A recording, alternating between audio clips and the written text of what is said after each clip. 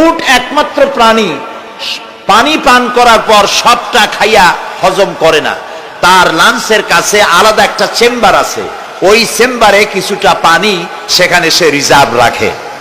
গেল 1 নম্বর। 2 নম্বরে পাওয়া গেল অক্সিজেন।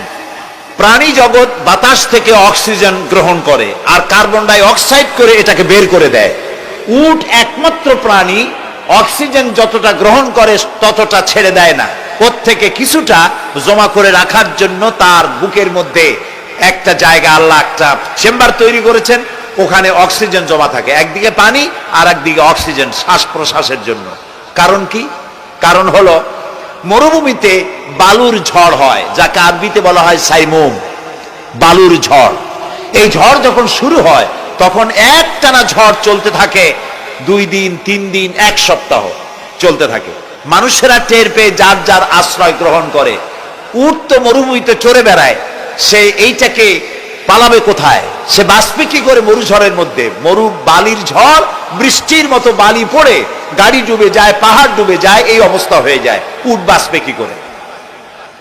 আল্লাহ রাব্বুল আলামিন উটের দেহ তৈরি করার সময় এমন ব্যবস্থা করে দিলেন, উট যখন টের পায় বালুর ঝড় হবে, সঙ্গে সঙ্গে তার সামনের 2টা পাও দিয়া বালু সরায় দিয়া তার মাথার গলার অর্ধেকটা বালুর মধ্যে ঢুকায় দিয়া 5 দিন 7 দিন যেন থাকতে পারে, পানি আর অক্সিজেনের জন্য সে যেন মারা না যায়। এর জন্য আল্লাহ রাব্বুল আলামিন তার বুকের মধ্যে পানি আর অক্সিজেন রাখার ব্যবস্থা করেছেন।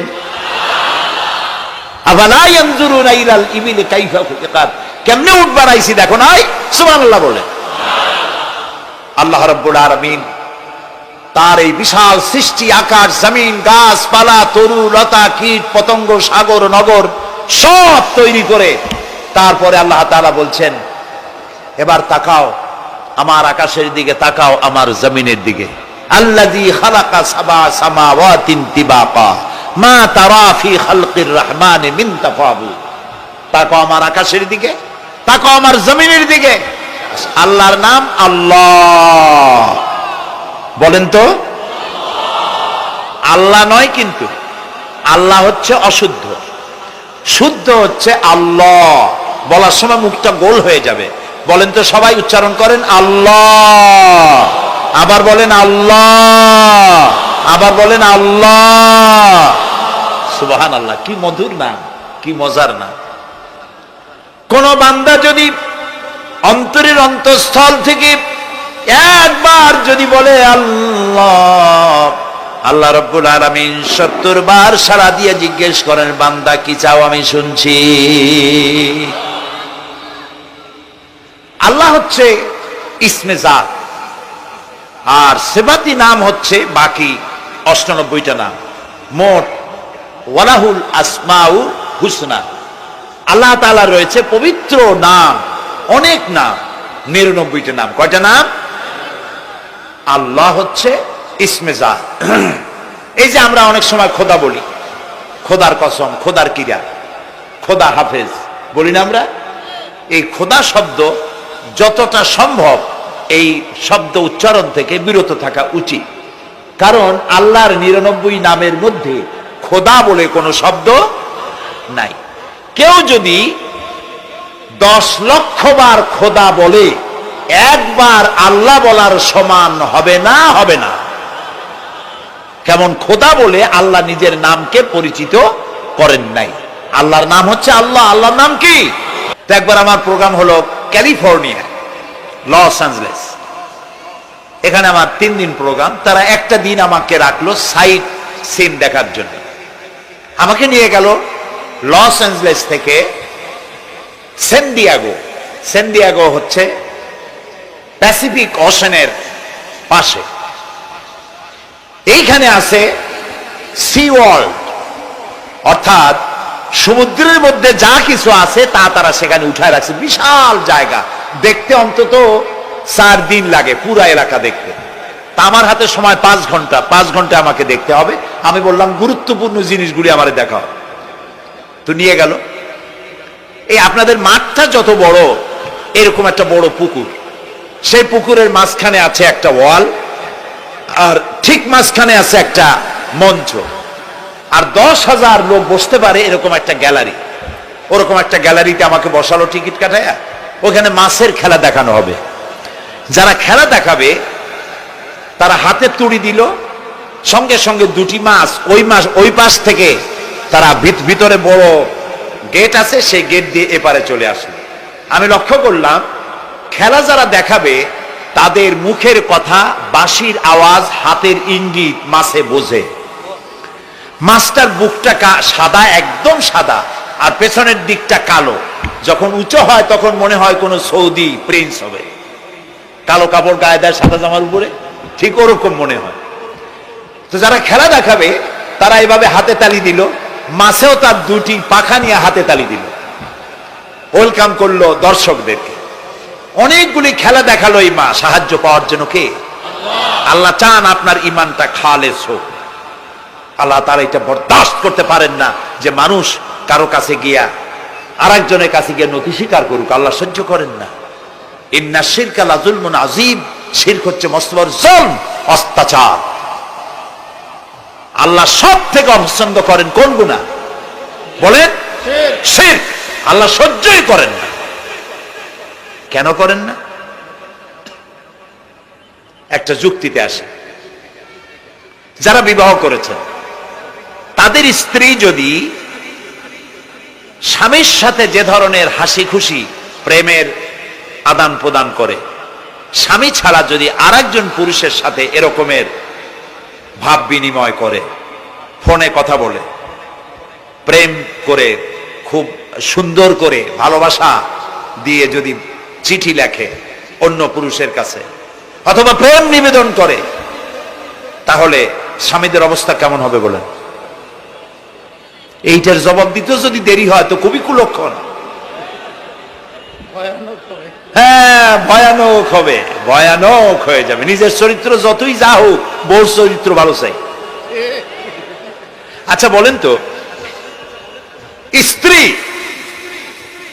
আপনার সঙ্গে যেভাবে প্রেমের হাসি হাসে, প্রেম নিবেদন করে, ওই রকম আরেকটা পুরুষের কাছে সাথে করলে আপনার সহ্য হয় না কেন? আপনি স্ত্রীর উপরে আপনার অধিকারটা কতখানি, কি জন্যে?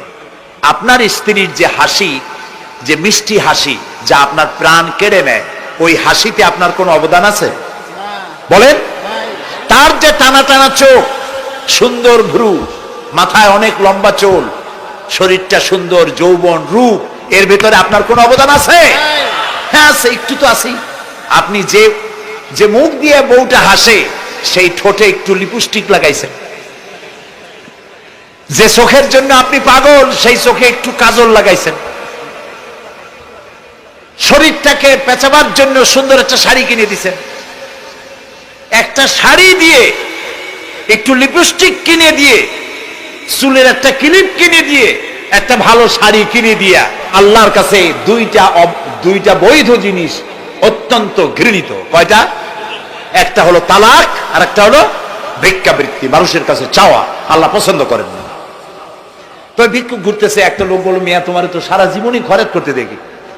খরচ করবো না, করবো কি? যার কাছে যাই সে দেয় 4 আনা 2 আনা 1 টাকা, এর বেশি তো দেয় না। তেদি আমি কেমনে বড় লোক হব? কয় যে তুমি বাদশারের চোখে দেখো না, বাদশারের চোখে দেখো না। কয় বাদশার কাছে কি আমার মতো লোক যাইতে পারে নাকি? কল না, যাইতে হবে, যাও। বাদশা একবার যাবা, এমন দেওয়া দেবে, জীবনে আর তোমার খরচ করা লাগবে না। পাতি শিয়ালের পিছনে ঘুরে তো লাভ নাই। পাতি শিয়ালে খায় মুরগি, তোমার একটা ঠ্যাং দেবে, দাঁতের খেলালের কাজ হবে না। বাঘের পিছনে ঘোরো, বাঘে খায় গরু আর হরিণ, একটা রান দিলে তুমি 1 সপ্তাহ খাইতে পারবে। কাজে ঘুরতে গিয়েও বোঝা উচিত কার সাথে ঘুরি। তো বলছে বাদশার কাছে যাও। তো বাদশারে পাবো কই? কই তো দেখলাম কেবল মসজিদে ঢুকলো।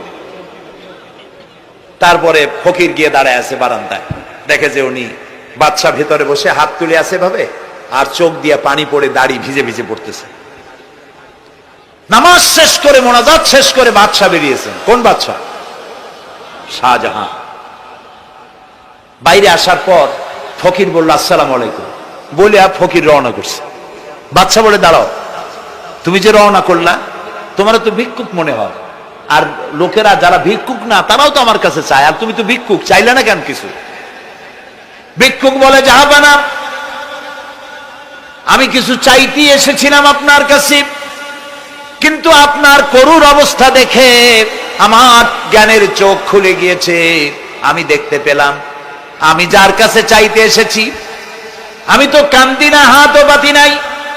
যার কাছে চাইতে আসতাম দিল্লির সম্রাট, আবার কোন সম্রাটের কাছে হাত পেতে ভিক্ষুকের মতো কি জানি চায়, আর চোখ দিয়া পানি পড়ে দাড়ি ভিজে ভিজে পড়ছে। আমার জ্ঞানের চোখ খুলে গেছে, দুনিয়ার বাদশার কাছে আর চাইবো না। বাদশা কান্দে যে বাদশার কাছে, তার কাছেই চাইবো। প্রিয় ভাই সব, এই জন্যে জিহ্ন সাফ করে ফেলুন। দুনিয়ার কোন মানুষের জন্য, মানুষের কাছে নয়, কোন কবরে নয়, কোন কারো কাছে নয়, আল্লাহ তাআলার কাছেই আমরা নামাজের মধ্যে ঘোষণা করেছি, ইয়াকা না'বুদু ওয়া ইয়াকা নাস্তাঈন। আল্লাহ তাআলা, তোমার একমাত্র ইবাদত করি, তোমার কাছেই সাহায্য চাই। কাজী সাহায্য আল্লাহর কাছে। কার কাছে চাইবো বলে? আল্লাহ আমাদের ঈমান পোক্ত করে দিন। আমরা বলি আমিন, আমরা বলি আমিন। অসুখ বিসুখ হইলে পরে ধৈর্য ধরবেন। অনেক মানুষ আছে জ্বর হইলে কয় যে এত নামাজ পড়ি খালি জ্বর আমারই হয়, এত রোজা রাখি, ভালো ভালো কাম করি, আমার ছেলের অসুখ মোটে সারি না। এই জাতীয় কথা বলবেন না। মুমিনের পায়ে যদি কাঁটাও ফোটে সওয়াব থেকে খালি নাই, ধৈর্য ধরতে হবে। কাঁটা ফুটছে, বলেন ইন্না লিল্লাহ। আজাবান লিল মুমিন, মুমিনের জন্য বড়ই আশ্চর্য ব্যাপার, বিপদ হইলেও শুকর আদায় করে, আর সুখে থাকলেও শুকর আদায় করে। সুবহানাল্লাহ বিহামদি। বিপদ আসলে সে বলে ইন্না লিল্লাহি, বলেন ইন্না লিল্লাহি ওয়া ইন্না ইলাইহি রাজিউন। আর যখন শান্তি আসে বলে আলহামদুলিল্লাহ। দুই অবস্থায় তার জন্য নিয়ামত আল্লাহর তরফ থেকে সে পায়, আলহামদুলিল্লাহ।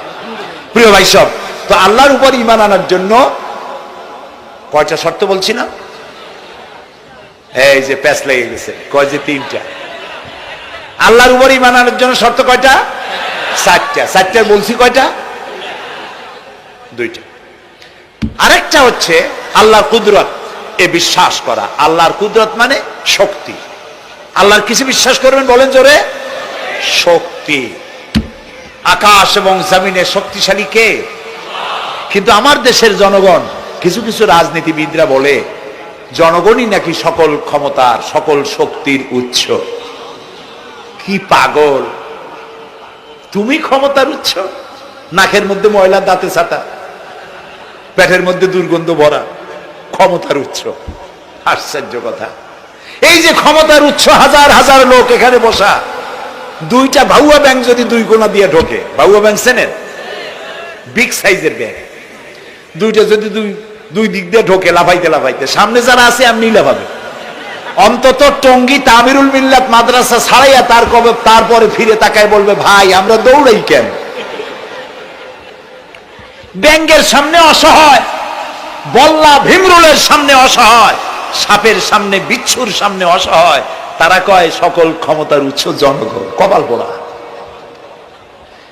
ক্ষমতার উৎস জনগণ নয়, এটা কোরআনের সাথে কন্ট্রাডিকশন হয়। এ কথায় আল্লাহ বলেছেন আন্নাল কুওয়াতা লিল্লাহি জামিয়া। সকল ক্ষমতার উৎস কে? চিল্লায় বলো ক্ষমতা কি দেখছে? মাত্র 1.5 মিনিট। কয় মিনিট? মাত্র 1.5 মিনিট। আল্লাহ বলেছেন কোন? সাথে সাথে তামিলনাড়ু, মালয়েশিয়া, ইন্দোনেশিয়া, থাইল্যান্ড, মালদ্বীপ, শ্রীলঙ্কা, 2 লক্ষ লোক শেষ, 1 লক্ষের খোঁজ নাই। সমুদ্রের পানি 33 ফিট উঁচু হয়ে এসছে। সুবহানাল্লাহ কই ইচ্ছে করে না? বিজ্ঞানীরা বলেছেন ভারত মহাসাগরের তলদেশে ফাটল ধরেছে, ওর কয়েক কিলোমিটার নিচে ভূমিকম্পের উৎপত্তি হয়েছে। ভারত মহাসাগরের পানি 3 হাত না 4 হাত, কত কিলোমিটার আল্লাহ জানে। এই কয়েক কিলোমিটার নিচে যে মাটি, সেই মাটিরও কয়েক কিলোমিটার নিচে ভূমিকম্পের উৎপত্তি। তাকে জিন্দাকে মারতে পারেন, মরুভূমিতে ফুল ফুটাতে পারেন, সুবহানাল্লাহ, যা খুশি তাই করতে পারেন। এই শক্তি শক্তি সহকারে আল্লাহকে বিশ্বাস করতে হবে। চতুর্থ নম্বরে আল্লাহর হুকুম এবং হাকাম, আদেশ নিষেধ। আমি আল্লাহরে বিশ্বাস করি, এই কথার কোনো দাম নাই যদি তার আদেশ না মানি, এই কথার কোনো দাম নাই যদি তার নিষেধকে আমি আমার জীবনে প্রত্যাহার না করে চলতে পারি। মুসলমান বলে দাবি করার কোনো মূল্য নেই। একদিকে নামাজ পড়ি, আর একদিকে ওজনে কম দেয়, খাদ্যে ভেজাল দেয়, বেপরদা করি, মিথ্যা কথা বলা হয়, ওজনে কম দেয়, খাদ্যে ভেজাল দেয়, জমিনের আইল ঠালে আমানতের খেয়ানত করে, আল্লাহর হুকুম মানা হলো না, রসুলের আদেশ মানা হলো না। আল্লাহর উপর ঈমান আনার জন্য চতুর্থ শর্ত হচ্ছে আল্লাহ যা বলেছেন মাথা নত করে মেনে নিতে হবে। প্রিয় ভাই সব, পৃথিবীর 48টি মুসলিম দেশ কাদিয়ানীদেরকে নন মুসলিম মাইনরিটি হিসাবে ঘোষণা দিয়েছে রাষ্ট্রীয়ভাবে। সৌদি গভর্নমেন্ট আইন পাশ করেছে, কিয়ামত পর্যন্ত কাদিয়ানীরা মক্কা মদিনায় প্রবেশ করতে পারবে না। বিগত 100 বছরের ভিতরে কোন কাদিয়ানী মক্কা মদিনায় ঢুকতে পারে নাই। আজকে বাংলাদেশে খতমে নবুয়তের আন্দোলন নতুন কিছু নয়, দীর্ঘদিন থেকেই উপমহাদেশে খতমে নবুয়তের আন্দোলন চলছে। এই আন্দোলন চলবে যতদিন পর্যন্ত সরকারের পক্ষ থেকে তাদেরকে নন মুসলিম মাইনরিটি ঘোষণা না করা হচ্ছে, আন্দোলন চলবেই। লক্ষ লক্ষ মানুষ চলে গেছে, সবার একই ড্রেস, একই গন্তব্য, একই স্লোগান, লাব্বাইক আল্লাহুম্মা লাব্বাইক। সব মানুষ চলে গেল। আমি 96-তে যখন পার্লামেন্টে আসলাম, প্রথম পার্লামেন্টে এক বক্তৃতার ভেতরে আমি বলেছিলাম যে আমাদের দেশে নেতা নেত্রীরা উমরা করে, হজ করে। আচ্ছা, আপনারা যাইয়া দেখেন কি, করেন কি, আনেন কি? যাইয়া একটু তোয়াব করিয়া আসার সময় আতর আর পাথর, সুরমার খুরমা পকেট ভরে নিয়ে আসেন, কিন্তু চোখে দেখেন না। আল্লাহ তাআলা বলছেন, আওয়ালাম ইয়ারাউ আন্না জাআলনা হারামান আমিনান। তোমরা কি দেখতে পাও না আমার এই হারামকে আমি কিভাবে নিরাপত্তার শহর বানিয়েছি? সুবহানাল্লাহ। রাত 2:30-3টার সময় চাঁদের মতো সুন্দরী যুবতী মেয়ে একাকিনী, কোনো পুরুষ সঙ্গী ছাড়া নিজের ডেরা, নিজের তাবু ফেলে কাবা শরীফের ভিতরে এসে গেল। লক্ষ লক্ষ পুরুষের মধ্য দিয়ে আল্লাহর ঘর তওয়াফ করলো, তাহাজ্জুদের নামাজ আদায় করলো, এরপরে দোয়া দুরুদ করে কান্নাকাটি করে মেয়ে লোকটি একাকী লক্ষ লক্ষ মানুষের মধ্য দিয়ে নিজের ঘরে ফিরে গেল। কোন পুরুষের একবার তার চেহারার দিকে নজর পড়েছে তো দ্বিতীয়বার তার রূপ উপভোগ করার মতো সাহস কারো মনের মধ্যে জাগে না।